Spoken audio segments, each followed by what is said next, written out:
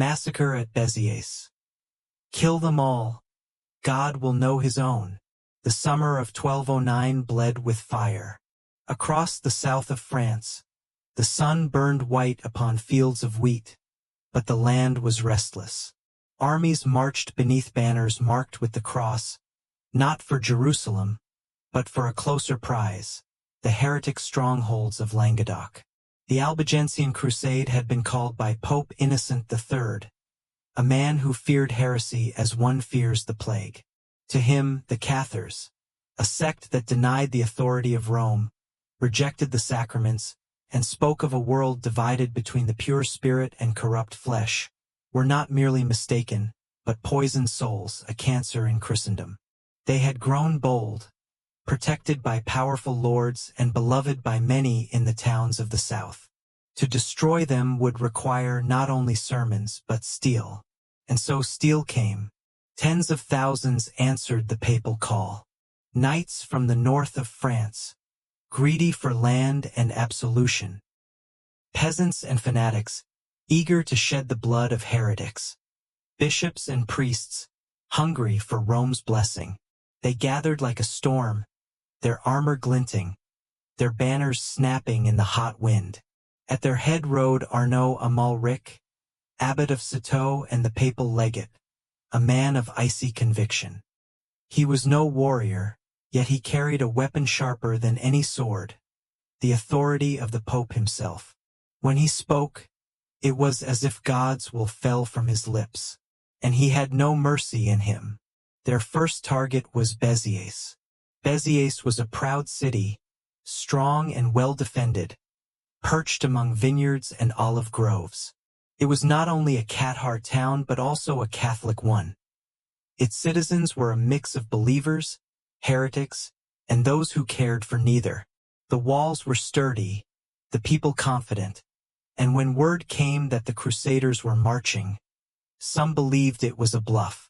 The lords of the region had warned the city, but Béziers, spirited and stubborn, prepared to resist. The army arrived on July 21st. Tens of thousands ringed the city, their campfires burning like stars against the summer dusk. Priests marched barefoot, singing psalms. Knights hammered stakes into the ground and raised their tents.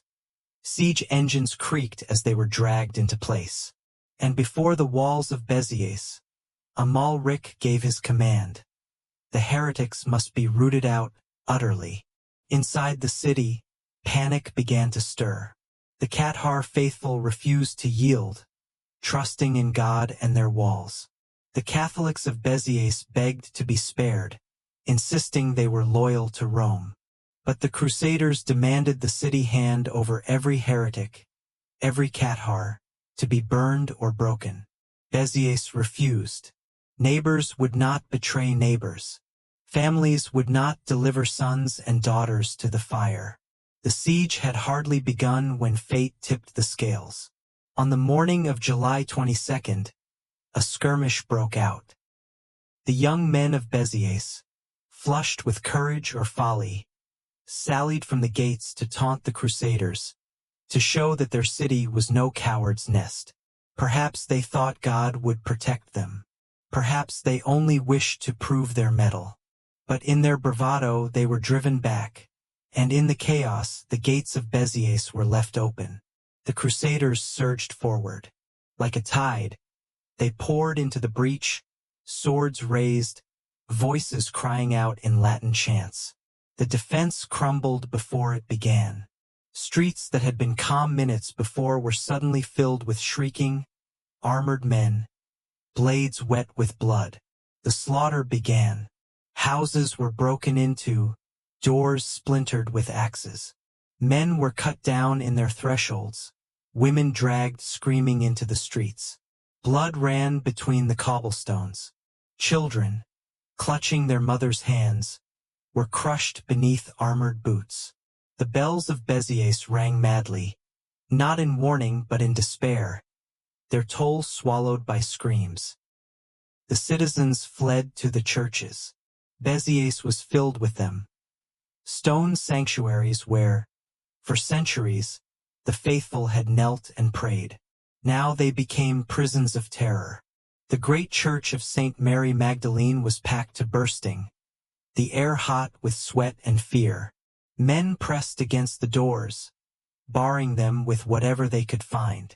Priests clutched crucifixes, crying out for mercy. Women whispered prayers over their children, believing that the holy place would shield them.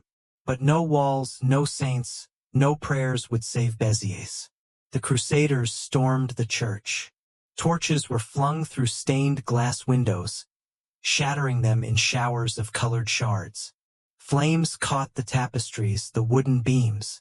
The sanctuary filled with smoke and choking cries. Those who tried to flee through the doors met swords and spears. Inside, the fire roared like a dragon loosed upon the world. In that furnace, thousands perished, burned alive, crushed beneath the panicked crowd, or slaughtered as they stumbled out into the waiting blades. And it was not only in St. Mary Magdalene. Every church in Béziers ran red. No sanctuary was honored, no priest spared. The city was to be cleansed, and cleansing meant blood. It was then that a soldier asked Amalric how to tell Cathar from Catholic, how to spare the faithful and punish the heretic. Amalric's answer, recorded in chilling calm, has haunted centuries. Cadite eos, navit enim dominus cassant ius. Kill them all, for the Lord knows those that are his. With those words, judgment vanished. The sword became the sole arbiter. It mattered nothing if one prayed to Rome or rejected her. Béziers was condemned entire. The massacre raged through the day. By nightfall, the city was a corpse. Houses looted, walls smeared with gore, corpses stacked like timber. The streets reeked of blood and smoke, and the laughter of looters mingled with the moans of the dying. No count was ever agreed upon, but tens of thousands were said to have perished. Some chronicles claimed 20,000, some 30. All we know is that Béziers ceased to be a city. It was reduced to ash and silence. When the sun rose again, the Crusaders did not mourn. They sang Te Deum Laudamus. We praise thee, O God. Massacre at Béziers. They believed they had done heaven's will. The fires burned for days. The corpses of Béziers had been a city of the wages of cruelty, perhaps more, but the proof of purity. A place of markets, they had cut away corruption spilling from taverns, and bells in their minds from church towers. The smoke by the third dawn after the Crusaders into the summer sky, it had become something else entirely against the horizon. A graveyard it would not be the last. A charnel Albigensian crusade had only just begun. The air and towns across Languedoc would soon feel the weight to the ruins' wrath. Acrid and Béziers was the warning, carrying with it the blood-written message carved into the flesh of the prowled the alleyways, resist, gnawing at limbs left half-buried in rubble. And so it was that a city died not by siege nor by famine, fat and black, but by fanaticism, feasting on the dead. A massacre sanctified the vines by outside the walls, once heavy with grapes in the heat of summer, were withered and gray from the ash that drifted like snow across the countryside. There were no screams anymore, only silence, heavy and unnatural. The voices of a city had been cut away as if with a knife. But not everyone had died. A few had fled the slaughter, slipping into underground cellars, hiding beneath heaps of corpses, or slipping out through unguarded posterns in the chaos. They carried the memory of Béziers in their eyes, wide, hollow, haunted. Farmers and shepherds in the hills told of stumbling upon half-naked children wandering through the vineyards, eyes glazed, mouths muttering fragments of prayers or cries for mothers who would never answer. Some said that a handful of priests survived, though their faith was shaken beyond recognition. They whispered that the blood had reached the very altars, that Christ's own sanctuaries had been drenched in gore. In later years, there would be those who claimed that angels wept over Béziers, but in the first days no angels were seen, only the carrion birds. The Crusaders did not linger among the ruins. They took what could be carried: chalices from shattered churches, jewels torn from noble homes, Coins pried from the still warm bodies of merchants and townsfolk. Gold was pocketed, women violated, cattle slaughtered and eaten in drunken feasts among the smoldering wreckage. Then, as swiftly as they had come, they moved on, their banners of the cross fluttering over a trail of destruction. Arnaud Amalric, the papal legate, was satisfied. His report to Pope Innocent III was almost clinical in tone. Our men spared no one, regardless of rank, sex, or age, and put to the sword almost 20,000 people. After this great slaughter, the whole city was sacked and burned, as divine vengeance miraculously worked. He wrote it without horror, without regret, as if he had described nothing more than a harvest of wheat or the cleansing of a wound. To him, Béziers was not a massacre but a triumph, a city of sin cut down like tares in a field. The phrase he had uttered, "Kill them all, God will know his own," spread like wildfire. Whether or not Amalric had truly spoken those exact words became irrelevant. It was repeated by soldier and priest alike, seared into the collective memory of Christendom. The words became a symbol, more enduring than swords or flames.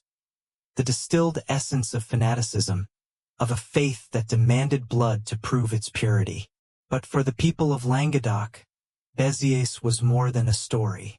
It was a scar, the shadow that spread. News of the massacre traveled fast. Refugees carried it from town to town, their stories tumbling from pale lips. The burning churches, the screams of children, the indiscriminate killing. Villages shuddered at the rumors, lords looked uneasily to their own castles, and the Cathars, those who still dared to cling to their faith, felt the shadow fall across their hearts. For many, Béziers was proof that Rome would stop at nothing. It did not matter if one bent the knee or defied. To Amalric and his crusaders, the very soil of Languedoc was polluted, and all upon it were suspect. The neighboring city of Carcassonne, hearing of Béziers' fate, trembled. Its walls were stronger, its defenses better organized. But the people knew well enough that no stone was high enough to block the fury of a crusade sanctioned by Rome. Carcassonne fell within weeks, not by slaughter but by starvation and negotiation. Its lord, Raymond Roger Trencavel, imprisoned and dead within months, perhaps poisoned, perhaps broken by despair. The message of Béziers had done its work. Resistance was terror-stricken, loyalty crumbling. And yet, for all the crusaders' chants and prayers, what lingered in the land was not holiness but horror. Among the dead, those who dared to walk the ruins of Béziers in the months that followed told of sights that belonged more to nightmare than to history. Entire streets had become ossuaries, bones protruding from collapsed houses. In the great church of St. Mary Magdalene, blackened corpses lay fused together where the fire had consumed them. Mothers clutching children, priests still holding crucifixes, their faces frozen in masks of agony. There were whispers, too, of hauntings. Travelers claimed that at night, when the moon hung over the burned-out husks of the city, one could hear weeping from the empty churches, the sound of bells tolling with no hand to ring them. Some swore they saw pale figures wandering through the rubble, clutching rosaries or reaching out with charred hands. Whether these were spirits of the dead or merely the imaginations of shaken men, none could say, but the ruins of Béziers became a place feared even by the living. The church did not encourage such tales. To Rome, Béziers was not a ghost story but a victory, an example to be celebrated and repeated. Yet in the hearts of peasants and villagers, the city became a memento mori, a reminder of what it meant to fall under the gaze of zealotry, the heretic's fire. It is easy, centuries later, to imagine the Cathars as powerless victims. Yet in their day, they had been confident, certain in their faith. They preached that the world itself was corrupt, that only the spirit was pure, and that Rome was a bloated beast drunk on earthly power. They had won followers among nobles and peasants alike, and many had believed that their way might endure. Béziers shattered that illusion. The massacre proved that Rome would crush heresy with a weight as absolute as iron. It also proved something more chilling, that to resist meant to endanger not only oneself but every neighbor, every child, every innocent. In the wake of Béziers, Catharism would wither not because it lacked faith but because it could not bear the cost. Entire families would conceal their beliefs, renounce them in public, or go underground, whispering their prayers only in secret rooms. The fire that consumed the churches of Béziers also consumed the open defiance of Cathar faith. The weight of innocent blood. Even some within the church found themselves shaken. Chronicles written in the years after the massacre reveal a tension between triumph and unease. Some praised Amalric's zeal, hailing him as a hammer of heretics. But others, even while defending the crusade, admitted the horror of what had occurred. To slaughter without distinction, to drench holy places in blood, was this not itself a kind of heresy, a betrayal of Christ's mercy? And yet, no punishment came for Amalric or the Crusaders. The Pope himself, informed of the events, offered no condemnation. Instead, he praised the Crusade's progress, as if Béziers were not a massacre but a sign of God's favor. In this silence, in this approval, the massacre was sanctified. Not merely permitted, but blessed. It was a terrible lesson for the Middle Ages, that faith could be twisted into a sword, and that once sanctified by Rome, no atrocity was beyond justification. Memory in fire. Béziers did not rise again. The city was left in ruins. Its name a warning whispered in every hall of Languedoc. In the months that generations would remember it not, the land seemed to hold its music, but for travelers who passed near the ruins of Béziers spoke of a silence not as history but as any battlefield. Do not defy too loudly. Bustled, do not trust. There was only rubble and ash. For when the Crusaders charged, shells of churches jutted against the sky like blackened teeth. God will know His own once endured like a curse. City. Long carried after Amalric's bones had turned to dust, bloated bodies caught after the Cathars themselves drifting slowly to the sea. Those words, the Crusaders had moved on. They became the very definition of fanaticism, voices raised in hymns of merciless, sanctified violence. Yet what they left behind was more than ruin. Béziers they left a memory died. A terror that its ashes became part of the soil of Europe, whispered in hushed tones that the Middle Ages were not merely an age of survivors and cathedrals, the few who escaped through hidden passages or slipped where even the name of Christ could be spoken through lips dripping with blood. They carried the massacre with them in their minds.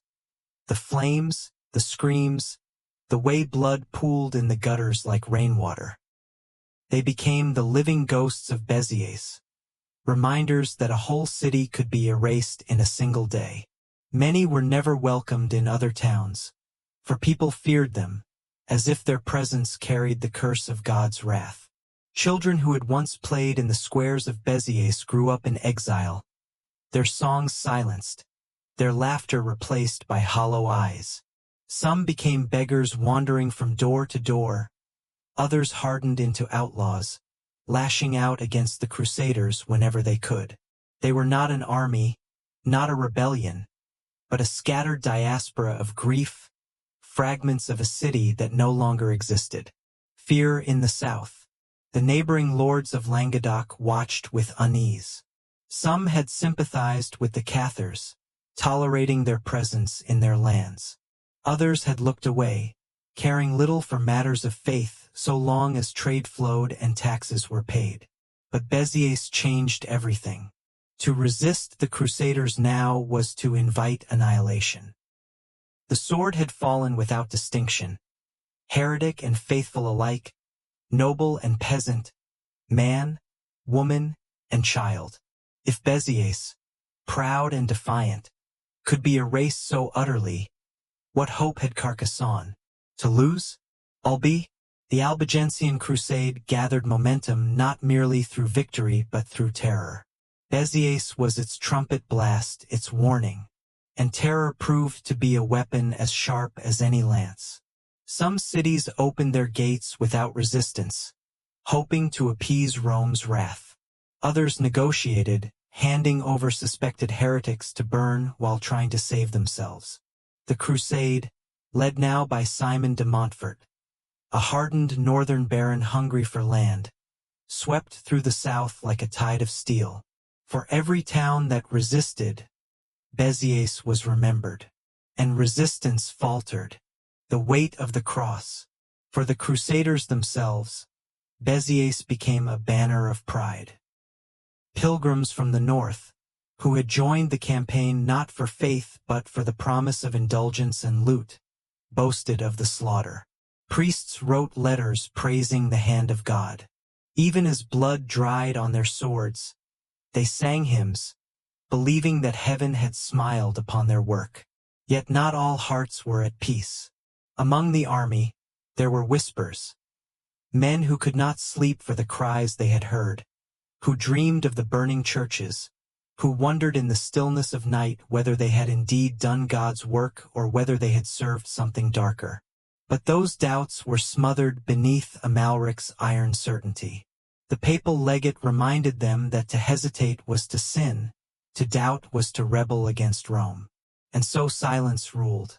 The memory of Béziers among the Crusaders was polished into glory, stripped of guilt, remade into a holy triumph.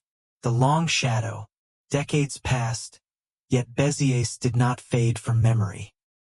The Albigensian crusade dragged on for 20 years, its battles brutal, its sieges merciless. Carcassonne, Lavore, Toulouse. Each in turn felt the scourge of fire and sword. But Béziers remained the emblem, the first, the most terrible. When people spoke of the crusade, they spoke of that July day in 1209, when an entire city was put to the torch. The phrase, "Kill them all, God will know his own," became the symbol of the age, whispered with awe, with horror, with trembling. It outlived Amalric himself, outlived Simon de Montfort, outlived even the Cathars, who were hunted into extinction by the Inquisition that followed. In later centuries, poets and chroniclers would invoke Béziers as a symbol of religious madness. Philosophers would cite it as proof of the dangers of unchecked zeal. Even in the modern world, the phrase echoes whenever cruelty is masked as righteousness. But for the Middle Ages themselves, Béziers was a scar that never fully healed. In the south of France, mothers would hush unruly children with warnings. Be quiet, or the Crusaders will come, as they did at Béziers. And among the Cathar faithful, the massacre became a martyrdom, proof that the Church of Rome was not the bride of Christ but the beast of Revelation, drunk on the blood of saints. The ruins speak. By the 13th century, Béziers began to rise again, rebuilt in part upon the bones of the dead. New walls were raised, markets reopened, and the vineyards once more bore fruit. But beneath every stone, beneath every field, the memory lingered. The rebuilt city could never erase what had been done. In its churches, whispers claimed that the bloodstains had never fully faded, no matter how many times the stones were scrubbed. In the cellars, survivors swore they could still hear cries in the night. Whether these were spirits or the echoes of memory mattered little. Béziers had become a place haunted not only by ghosts but by history itself. A testament of fanaticism. The massacre at Béziers stands as a testament to what happens when faith hardens into fanaticism. It was not merely a battle, not simply a conquest. It was the deliberate erasure of a city, sanctified by holy authority, carried out with such fury that no distinction remained between sinner and innocent. In the name of Christ, the Crusaders became executioners. In the name of purity, they unleashed horror. In the name of salvation, they turned a thriving city into ash. And yet, perhaps the most chilling truth is this: they believed themselves righteous. They believed that by slaughtering thousands, they had pleased God. That conviction, that absolute certainty in the sanctity of their violence, is what gives Béziers its enduring horror. For cruelty can be understood, ambition explained, greed dissected. But when murder is done in the belief that it serves heaven, when blood is shed with prayers on the lips, then the line between salvation and damnation dissolves, and the world itself seems to descend into madness. Epilogue. Ashes in the wind. More than 8 centuries have passed since the smoke of Béziers darkened the summer sky. The Cathars are gone, the Crusaders dust, the papal legates long forgotten by all but scholars. The city itself stands once more, rebuilt, its streets alive with the ordinary rhythms of modern life. But history does not forget. The name Béziers carries with it the weight of ash and blood, of fanaticism and fire. It is a reminder of how fragile the line is between faith and fury, between righteousness and ruin. It whispers that beneath the stones of every city, beneath the prayers of every church, there are ghosts, voices crying out from the past, warning of what happens when men claim to know the will of God and raise the sword in His name. And somewhere, in the echoes of that ruined summer of 1209, the words still linger, chilling as ever. Kill them all, God will know His own.